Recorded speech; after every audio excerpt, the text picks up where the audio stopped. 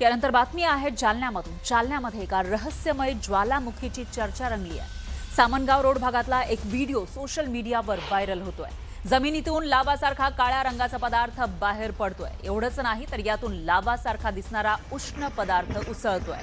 त्यामुळे हे नेमकं काय प्रकरण आहे याची चर्चा सोशल मीडियावर रंगली आहे। रस्त्यावरील डांबर वितळून लावासारखा दिसणारा हा गूढ पदार्थ बाहेर येत असल्याचीही चर्चा आहे। दरम्यान स्थानिकांमध्ये सध्या चिंतेचं वातावरण आहे, कारण याच ठिकाणी एक इलेक्ट्रिक पोल आहे। हा पोल पडून अपघात होण्याची शक्यता वर्तवली जाते।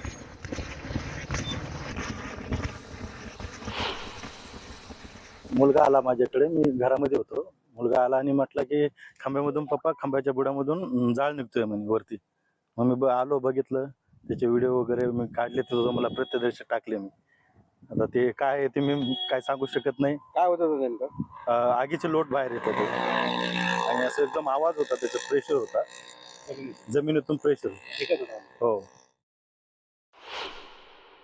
11 केव्हीच्या लाईनमध्ये तांत्रिक बिघाड होऊन खाली जो खडकाळ जमीन होती त्याच्यामध्ये तो लाव्यासारखा पदार्थ वितळून बाहेर आला। तर हे कुठल्याही म्हणजे नैसर्गिक आपत्ती किंवा कोणत्याही प्रकारची आपत्ती नाही आहे किंवा भूगर्भातलाही काही हे नाही आहे। तर हा केवळ तांत्रिक बिघाडामुळे निर्माण झालेला प्रकार होता। नागरिकांनी म्हणजे अफवावर विश्वास ठेवू नये। त्या वाहिनीचा सप्लाय चालू असतेवेळी हा प्रकार झाला होता, पण जेव्हा वाहिनीचा सप्लाय बंद केला तर हा बंद झाला। त्याच्यामुळे हा जो अर्थ होता, जो जमिनीत येणारा, तो मिळाला नाही, त्या आणि रॉक पूर्ण खडकाळ असल्यामुळे मिळालेला नाही आणि त्यामुळे हा प्रकार झालेला आहे।